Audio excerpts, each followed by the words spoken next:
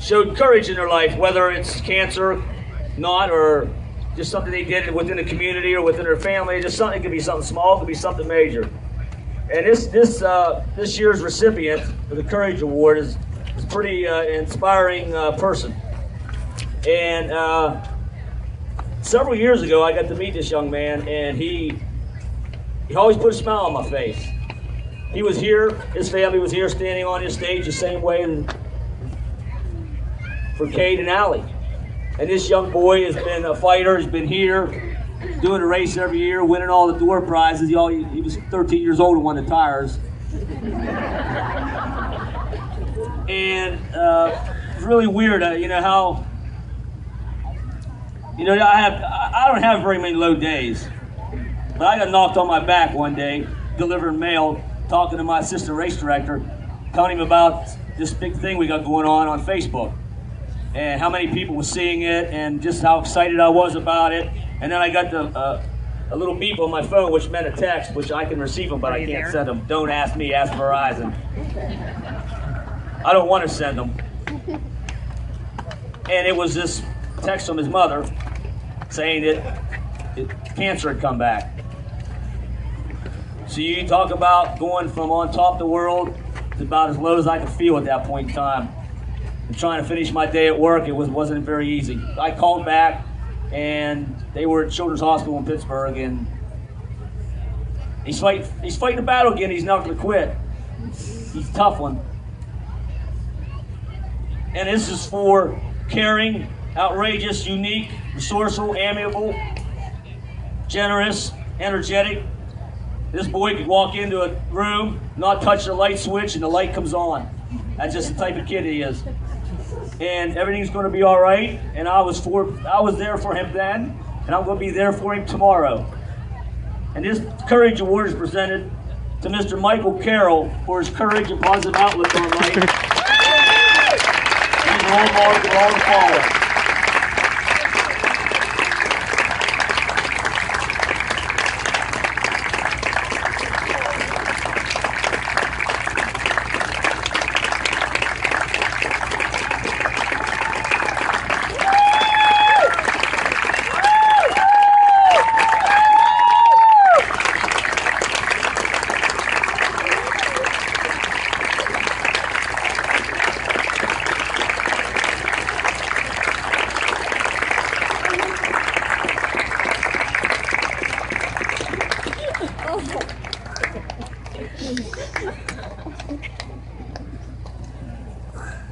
Well, Ron basically summed it up.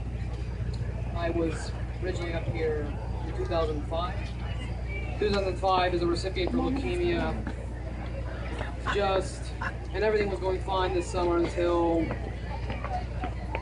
2 weeks after about a week after I got back from my summer vacation. I mean, people say that there was a movie, I always joke about this, oh, hey, have you ever heard of the 100 Days of Summer? Well, I had the 2 weeks of summer. About a week after I got back from my cruise, this cruise I was on, I started feeling this really weird, it was almost as like my right arm was just a dead weight. I couldn't do anything, and I thought I just pinched a nerve. We went to a doc, Med Express, they basically just said, keep it in a sling for a couple days. We went to my pediatrician the next day. She said, well, I don't know what this is. You probably have to go to Pittsburgh. And the next day, well, we go up to Pittsburgh that night, and I still don't know what's going on. They have to put me in an MRI machine and tell me how many people have had an MRI. That how annoying those are. I had to have one at all times they picked to do one, 2 o'clock in the morning. And it lasted 2 hours. Really, at one point, I thought the machine was starting to play Hey Jude. That's how bad it was. They tried to show me the movie Tron Legacy, but my glasses kept steaming up, and I couldn't make out what was happening.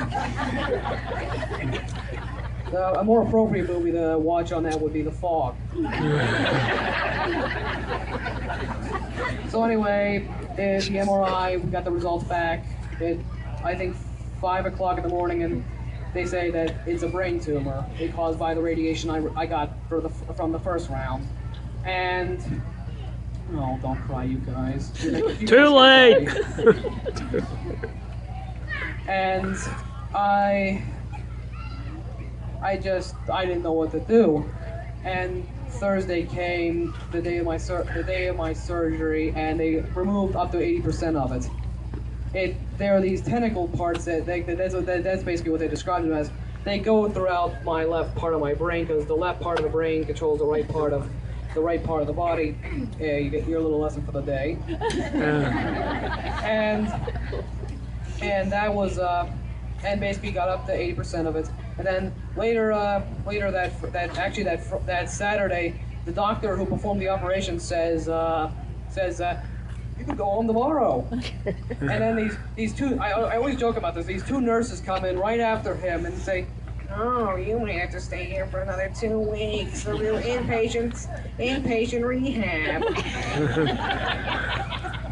And I thought, oh, you know, I'm gonna give it and then I'm gonna give it everything I got, and that's when I started getting up, and that's when I started noticing.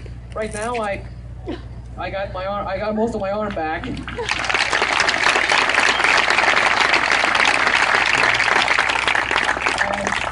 To this day, I've since had to do 30 radiation treatments and 37 chemotherapies by home.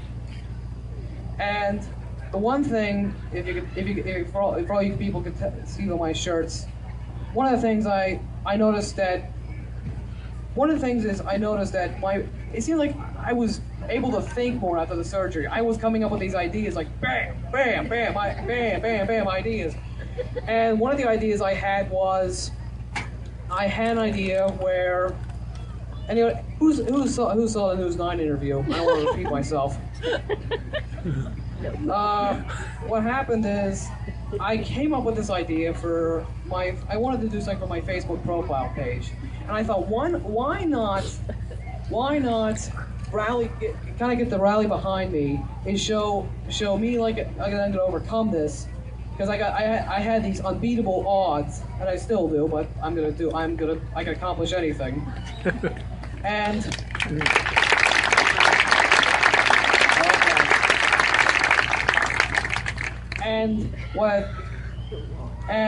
one of these ideas I had was, I thought about, I was in a boxing ring holding up a, and at this time I couldn't even get my arm to there. That's about how far I could get my arm to. And I had an idea I was going to do a thing where I was in a boxing ring and I was hoisting a belt that said champion of the world. Basically meaning I just beat this. I got over these unbeatable odds, and I was able to accomplish it. And I had an idea where there was just going to be this red mass on the floor with his arm dangling out with the X's for eyes, representing the tumor I was diagnosed with. And then I thought about, why don't I make him into like I drew a sketching on that next day on my iPad on my back of my mom's car with this finger, because I didn't even have this back. And basically I drew what you see here, what have become known as Michael's Meanies. These are going to be, I plan to make these into stress toys for kids to punch, throw, squeeze. Take the anger out that, because I had this anger when I went through leukemia, and I took it out on the wrong person. I would yell at my mom and grandma and my dad. These kids are taking it out on the wrong people. They need to take it out on, and they can't take it out on what they're going through, because there's nothing they can do. But now, since I made these I actually made these out of only using my left hand, because I didn't even have my right hand back. And my grandmother comes up with this idea. Hey, you need to submit that to Ellen DeGeneres. And basically that's what we're trying to do now. We're trying to get her support. In fact, my mom actually submitted these to a prototype company, and the guy just got back to me. He's gonna start producing them in stress ball form. I should get started.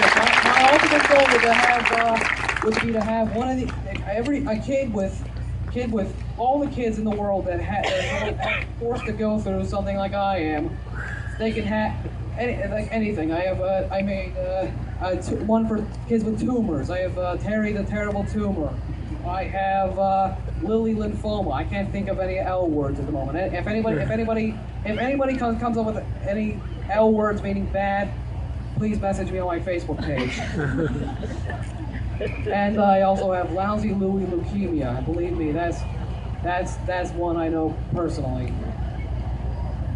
And then the one thing is, my grandmother says this to me, that you have one hell of a poker face. I'm not talking about the Lady Gaga song. I'm actually just thinking about, I can't show what I'm thinking.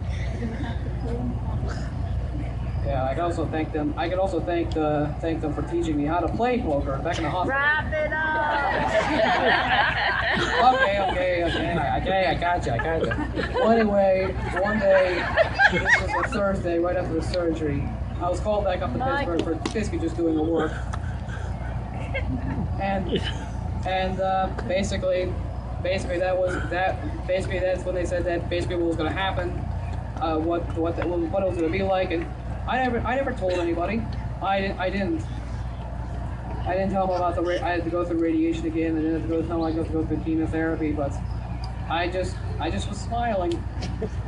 In fact, my cousin messaged me about she got some bad news about me having to go through radiation again, and I said to her, "Oh, listen, if it makes you feel any better, I wasn't concerned about this at the moment. I was more concerned about if I was going to make it in time for the 60-cent boneless wing night at Quaker Steak and Lube." Anyway, I got going. My parents are telling me to wrap it up.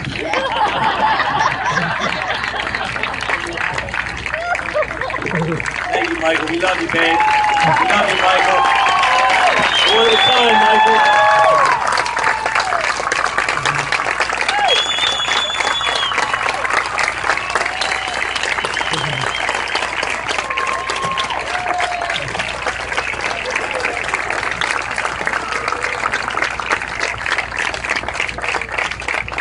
I don't care how dark that room is, that light goes on. Believe me. Special. That's a gift. We're going to do 3 big door prizes, and then we're going to get on with the awards, okay? So we can draw them up here. Well, first of all, my wife donated. She's the Avon lady.